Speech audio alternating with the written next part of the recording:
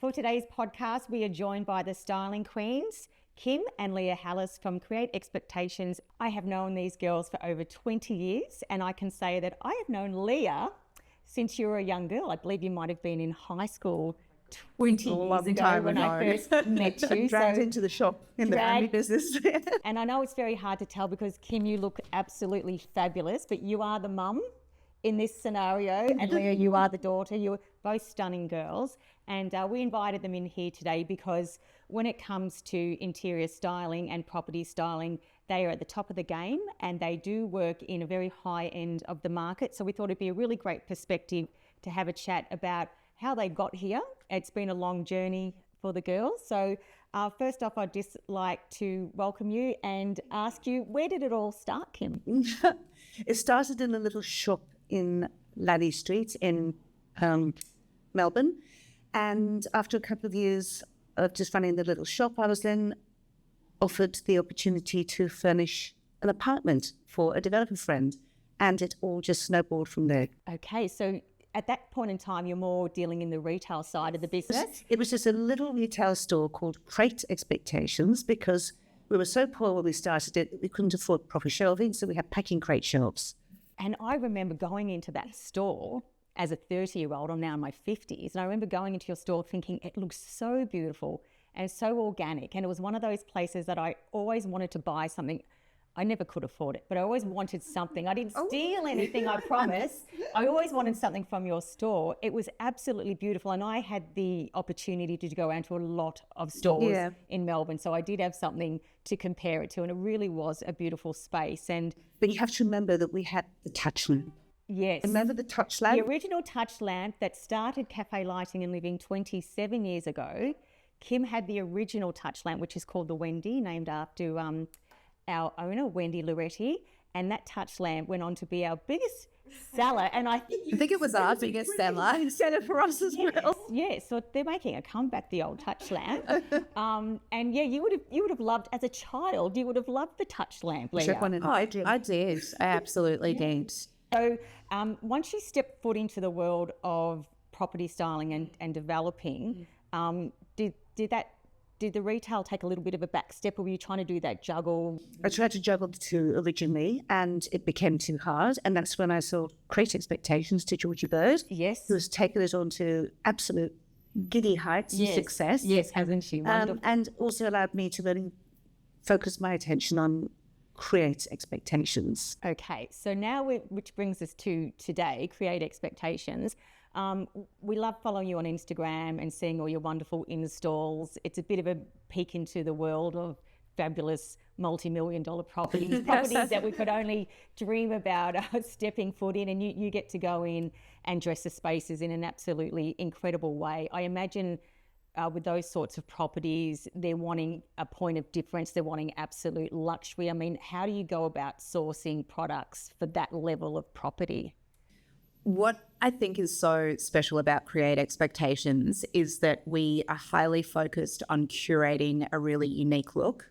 So rather than the property looking like a stylist has been through, we don't want people to know that. We don't want people to walk through and go, oh, it's Create Expectations. Yes. We want them to walk through and go, do these guys just have ridiculous style? Yes. Has it been styled? And I think you achieve that by injecting pieces that have a little bit of history. So we go to auction houses and we shop at markets and we buy artwork from artists that, have a stall at a Sunday market. And over the years, we've been able to really curate a very unique stock holding, which when the stylists pick the jobs, they have the more mainstream furniture, but then they finish these properties off with these really beautiful one-off pieces that make the home feel really personal. Yes. So I think that's what sets you apart. I think so. You're trying to say in a nutshell that you don't go to Fantastic Furniture and buy a package for $600. There is no package at Create Expectations. So it's very highly curated. And we do have some peppermills from Kmart. That's okay. We're drinking out of Kmart glasses as we speak. Cheers. Cheers to that. So very heavily curated, and I think, that is what stands you aside from everybody else. That's how we do it as well, Dani. When we're picking a job, every surface is actually thought about. Rather than just putting a load of decor into boxes and then kind of hoping it works, everything is pre-thought. Yes. So in that way, we know that when we get there, we're not going to have falls or difficulties, but it's always, and a little bit extra, just, Just in case. And so that would take a lot of organisation. So have you've got other stylists that work for you. Do you overlook all of it before it goes out? I assume you go to most of, not all of these jobs. Someone's there checking every single piece that goes on every surface. Not anymore. It used to be that way, very much so. Especially Kim used to walk around and make sure, that she was happy with everything. Yes. Now we have an incredible head of design, Matthew Dine, and he runs the team of stylists. Yes. So we have a team of 6 stylists. Wow. And at any one time at the warehouse, you might have all of those girls in the warehouse picking, putting these properties together. We also just only have to cast our eye briefly over a few things because they are all so talented. Yes. And they are so good. I don't even know half the jobs going out anymore because I'm completely confident. It's very exciting to see your jobs come together, especially watching it on social media. And I imagine that you're working with some high-end real estate agents. You've got wonderful relationships with it. And do they come straight to you for those very special jobs? We're very lucky to have some incredible relationships and long-standing relationships as well. Some of the agents we've been working with for myself 15 years, Kim 20 plus years. Yeah. And they have so much trust in us, and our team are so fantastic. And it's really great that we're now at a point where we can just fully trust them to go off and do what we need them to do. Oh, fantastic. And is there any advice, I know not all of the interior stylists in the business are dealing with that high-end property, they might be dealing with the medium area. Someone wanting to get into the business, I know personally, I have a lot of people say, why aren't you doing it, Dani? You should do property styling. I know how bloody hard it is. It's bloody hard. It's bloody hard. And it's not as glamorous as it looks. Actually, I've got a great story. So when I first joined the business properly, and I did my first solo job, Mum bought me a present. And the story behind it is she used to say that people thought that property styling was throwing your pashmina over your shoulder and walking in and going, sofa there, coffee table there, little bit of a zhuzh on the table, and pashmina over the shoulder and walk back out again. So after I completed my first job, she bought me a black pashmina, which I still have to this day. And whenever I wear it, I, swoosh it over over my shoulder. Your mum's a prankster. She is. Yes. Half the time you're sort of stamping around with a toolbox and taking things in and trying to hang, that's in the old days, hang something. It's nothing glamorous. And let's talk about deadlines. I deal with a lot of property stylists as well, and there's always, and even talking to you girls, Total urgency. everything you need yesterday, because these jobs, I guess, are coming up quite quickly. People decide to put their property on the market, and the photographers are there yesterday. Photos, photos, photos. So I guess it's also, how do you manage all the deadlines? There's a lot of balls in the air with property styling, isn't there? Deadline, deadline, deadline. Absolutely. Yeah. So I used to run all of the logistics. Oh, God. And now we have maybe 4 or 5 people doing that. Well, so an operations manager. Operations who manager. does all the scheduling of the staff and the trucks and access and all that kind of thing. And then the warehouse team that picks everything, and then the stylist doing their thing, and the guy on accounts. So the process has changed slightly from me in a highlighter and a calendar. And your pashmina. Yeah, it is. That used to love our Ancal calendar. Yeah. Didn't we used to have an Ancal calendar that we used to write in our installs? And it takes it takes a huge amount of team coordination Absolutely. to get these properties up to The scratch. logistics behind what we do now is massive, and we couldn't do it without our team. Yeah. At this level. Yeah.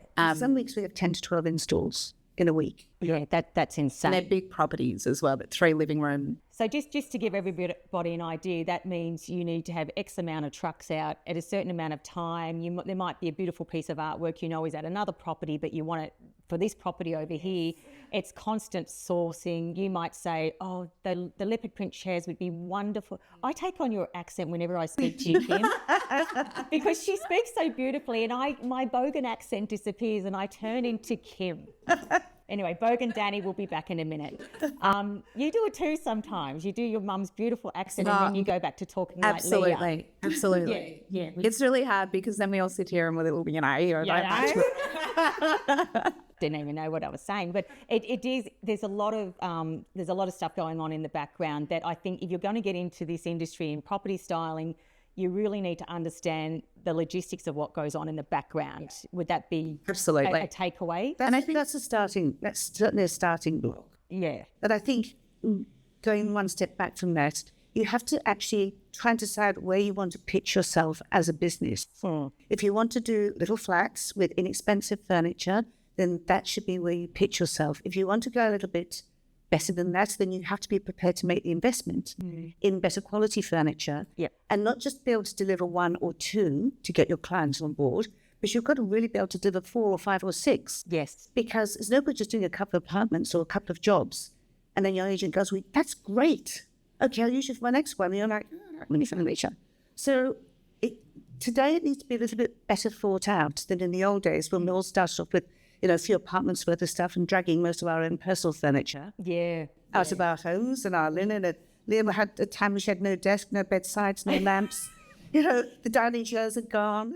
Every stylist I know has the story of, last minute job, I had to pull out my own TV space. got no sofa this week. Yeah, no sofa. You're lucky to have a bed to sleep on some nights, but that's really good information for people to get. I'm imagining it's got 6 figures, maybe, I don't know how many figures. The amount of inventory you must have to have. Our inventory is gigantic. We have it all on a digital system now. Yeah. So instead of going around the warehouse and picking things and putting tags on, it's actually all done from our laptops. Fantastic. Okay, so that's highly organised.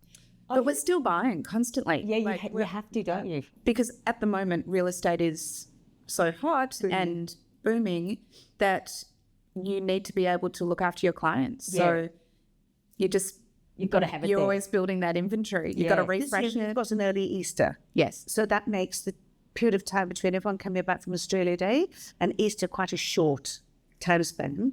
And so everyone's trying to get all their auctions through to that 28th, I think it is, of March. So you would say also as a business, you need to account for those times where real estate's very quiet, Christmas, Absolutely Easter, does. school holidays, where people aren't putting their properties on the market. Absolutely. And we're in Melbourne, so I'm not sure whether, I think spring's a really popular time to put your property on the market. And so you might get a flood of work. Yes. And then it might be a little drier. Mm-hmm. So, There are very definite cycles. yeah. And they run around spring and summer. They run around the school holidays and any public holiday. Nobody wants a public holiday weekend within their sales campaign. ASL weekend. Oh, yeah. So the sport just kills it, Melbourne doesn't just it? stops. So what are some of the main considerations for when you're going into style of property? Like, what are some of the logistical things you need to think about? Access. I think access is one of the biggest. Things like the size of a doorway. Yes. Can you get the sofa through that 900? Angles as well. Angles. There's some interesting buildings. Ways to get king beds into, all that kind of thing. And one particular story, we did a 100th floor penthouse recently for a client. Which is the highest residential penthouse in the Southern Hemisphere. And it was amazing, mirror glass all the way around and quite fantastic.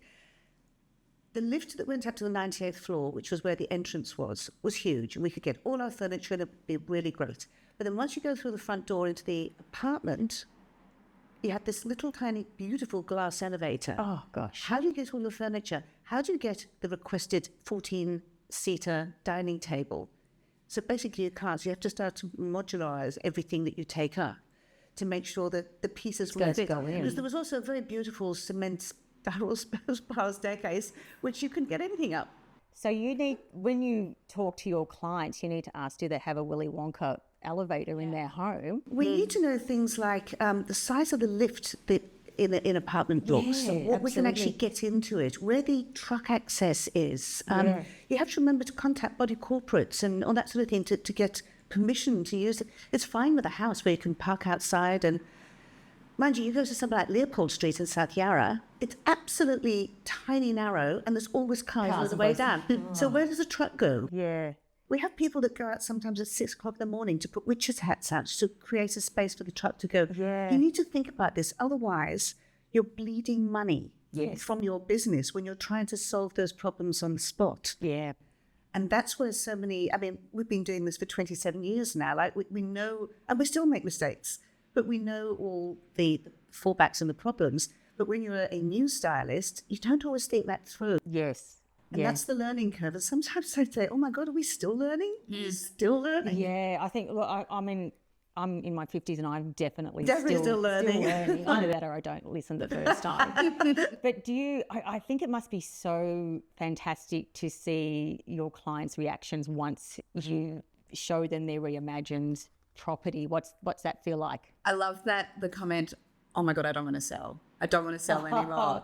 And I actually had it yesterday with a client, and she was walking through and she was like, it just, you don't live like this. So she had 2 small children and she works long hours, and, the sofa in the living room is staying with kids' food, and like no one lives the way we present. Yes. So when they walk back into their home that they've lived in for 10, 15 years, whatever, and see it through fresh eyes, done up to the nines, fresh flowers, candles going, mood lighting, that emotional pull is incredible. And we're very, very lucky that we work with such great people that, take the time to actually give us that feedback and say thank you so much. Absolutely. To be brutally honest, though, just occasionally, we have a client that walks in and hates everything. They hate everything. Yeah. For some reason, it's their personal taste. Yeah. But they're like, oh, God, I hate those chairs. Oh, God, I hate those candlesticks. Oh, my God.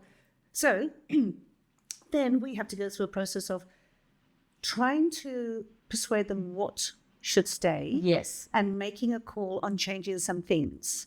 Whether we need to talk about whether it's personal taste, because at the end of the day, if you put your property on the market, it's a commodity, it's for sale. Yes. It's not yours anymore. Yes. It's for the person who's buying it. And you want to broaden that pool so many people come in and go, we all want it. And then at auction, everyone's got their hands up. Yes. So you have to detach yourself from the property. Absolutely. And think about the demographic, the buyer, the location, which agent's selling it. There's so many factors that come into it now. Yeah. Not just, I don't like black cushions. Yeah. Get it out. Yeah, you can't. So, I'm always having to give advice to people coming into the showroom, and often not the stumbling block is we've got to keep great grandma's mahogany table with the lion legs or whatever it is, or it's this I want to see that table. this hideous sideboard or some terrible bedside tables, and I mean that's really difficult to get around because there's an emotional attachment to these pieces. Yep. Or they've just got terrible taste. I don't know, but they've just I find that the most difficult. Yeah. The most wonderful jobs are when they walk in going, we've got a new property, we want to do everything Everything fresh. new. And I'm like, bless, fantastic. Can definitely help you with that. Partial styling is so difficult. Yeah. It is partial styling, And it's very hard. invasive, and it can be really confronting for people to have someone come into your house and basically judge it. Yes. And point at things and say, these things have to go. Yes. So part of what we do and part of how we train our team as well is to put yourselves in their shoes and make sure that you're communicating in a way which is respectful and informative, so that it doesn't come across as an insult. It's more about, we really need to think about the buyer and we really need to think about who's coming into your home and get you a really great result. That's a really good takeaway. It is. It's hard. We don't know what they've been through in that home, what's brought about, how they've got it set up, and it's nice that you are being really empathetic to people. It's got to be some compassion. And we don't always know why people are selling their houses, even though you were in a very high end market. It might be that they don't want to sell, that they have to sell. So you do need to go in there and be a little bit more gentle. Yeah. But that seems like a very sad note, but Are you girls open to me asking you a few cheeky questions before we wrap up? You know we're both cheeky. I know you are. You are very cheeky, and I knew you'd say yes. And then obviously we'll pop some. Sadly, it's quick bubbles, but I did pop a few questions down. So the aim of the game is just to point at each other, or you point at yourself if you think it's you. Okay. Okay. You probably have never played anything like this. I've not played this game but before. if you, for example, if you think that Leah is the one that does this the most, point at her. If you think you do it the most, point at yourself. Okay. It's only 3 or 4 questions. I just made them up this morning. Okay. Which one of you is most likely to drop something fragile during an install? Interesting. Really? Interesting. Okay. Really? Okay. Who is better at hanging a painting? Ooh. Okay. Yeah. I'm too impatient to hang things straight. Throw it at the wall, hope it sticks. Okay. Who would be faster at making a bed? Okay, Leah. Leah's winning. Cheers. This is a personal question, and I think I know the answer. Who is the biggest shopper?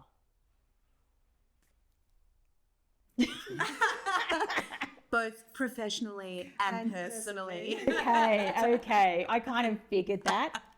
She's always glamorous head to toe. I've never seen her look anything but It's great though because we're the same shoe size. fabulous. And we do share clothes. Am I allowed to just share quickly that story that you told me earlier about your Louboutins? Oh, yes. So Kim shared earlier that as part of their styling, she has put some of her own personal shoes just for photography. Shoes, handbags, and Handbags, rings. so very high-end luxury items, into some properties where people are very much vetted, and they've gone I've got 2 pairs of Louboutins missing. So It's breaking my heart right now. the moral of the story is you just leave yourself some Grosby shoes in the. Birks in, don't put the lubes in, Don't right? put the, even the Birks are expensive. We just put Go to Kmart, get a couple of slip-ons.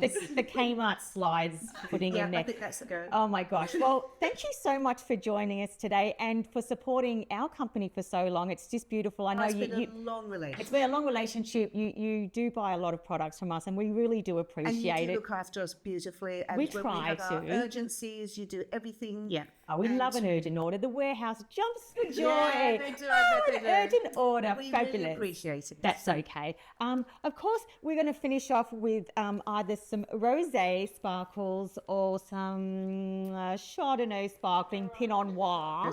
She's a shadow gal. So that's that one. I'm a beer Yes. drinker. So that's that one, is it? Okay. Well, we'll have a little drink to celebrate. But thank you for joining us today.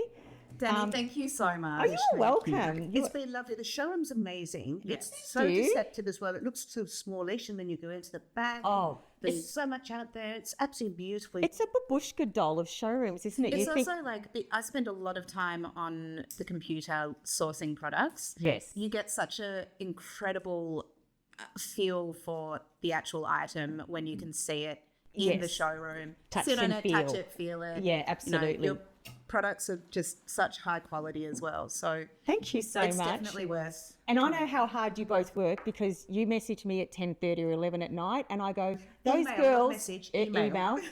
You work so hard because I know what time of the day you're doing your work. It's at night time. Problem, and you're I always think, outside gosh, all you day. work so hard. Yeah. Anyway, One day cheers. we'll get it to a point where we can just sit on a beach somewhere and watch it work. Let's just go this afternoon. Woo, okay. Hey, Thank you, girls. Thank you so much, Thanks, Dani. Dani. You are welcome.